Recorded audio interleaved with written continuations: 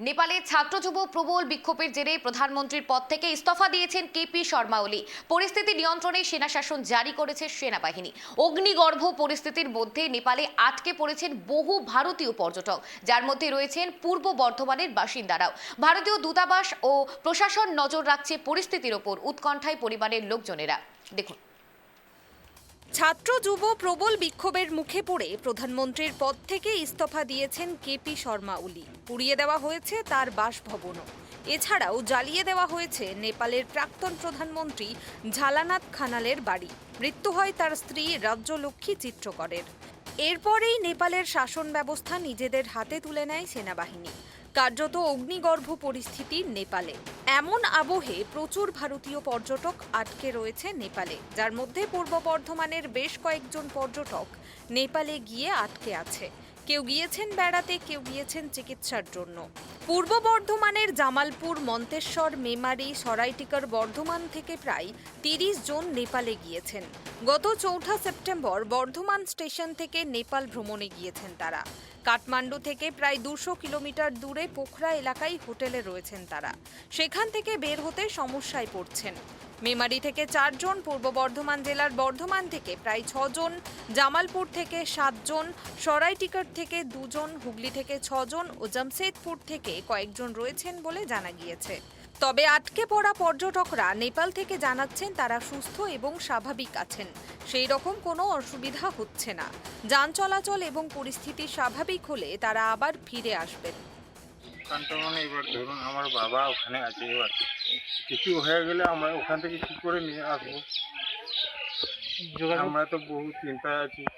আমরা খবর এই সকালেই পেলাম। কি পেলেন?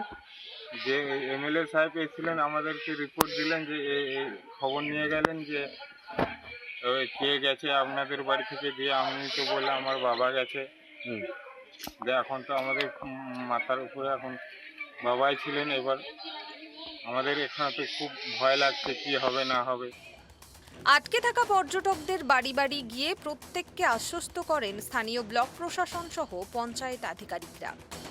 দেখুন, নেপালে আমাদের জামালপুর ব্লক ৫টা গ্রাম পঞ্চায়েত এরিয়া থেকে ৩ জন ব্যক্তি নেপালে বেড়াতে গিয়েছিলেন। একজনের নাম হচ্ছে রবীন সরেন, শুভেন্দু চ্যাটার্জি এবং সৈকত মুখার্জি।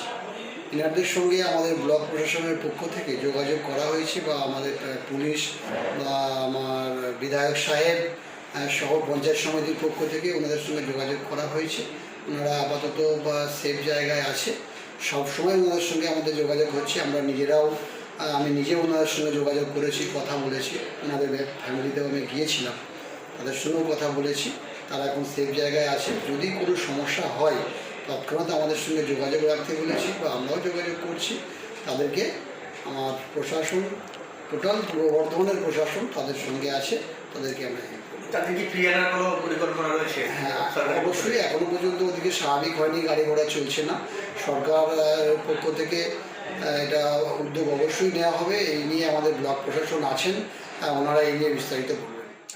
গতকালকে শুনেছি ঘটনাটা শোনার পর সকালবেলা আমাদের প্রধানকে জানিয়েছে, মশাল গ্রামে যারা আছেন, জানানোর পর সঙ্গে সঙ্গে ওখানে বিডিও ছিলেন। আমি বিডিওকে বললাম যে যাতে তারা ফ্যামিলিগত কাদের কাদের আছে তারা একটু লিখিত আকারে জানালে নিশ্চয়ই সেই চিন্তাভাবনা সরকারের আছে।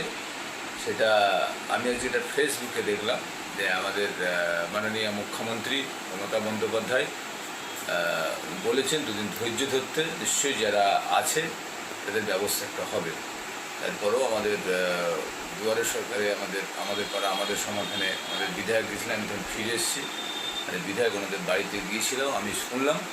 সেই ক্ষেত্রে আমরা পুলিশ প্রশাসনকে জানিয়েছি এবং আমাদের বিডিও সাহেবকে জানিয়েছি যে তারা যেন একটা কাদের এটা হয়েছে তারা যেন অবশ্যই তারা লিখিত আকারে একটু বিডিওকেও জানালে আমরা সেটা আইনগত এবং প্রশাসন লেভেলে কীভাবে ওনাদেরকে আনা যাবে তার জন্য আমরা আপনার চেষ্টা করছি এবং চেষ্টা করব। ভারতীয় দূতাবাসের পক্ষ থেকেও যোগাযোগ রাখার চেষ্টা চলছে আটকে পড়া ভারতীয় নাগরিকদের সঙ্গে। এদিকে রাজ্য প্রশাসনের তরফে জানানো হয়েছে বিষয়টি সম্পর্কে তারা অবগত রয়েছেন। দিল্লির সঙ্গে সমন্বয় রেখে প্রয়োজনীয় পদক্ষেপ নেওয়া হবে।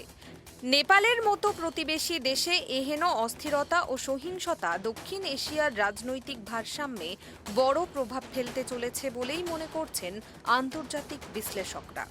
পূর্ব বর্ধমান থেকে কল্যাণ দত্তের রিপোর্ট, ট্রাইব টিভি বাংলা।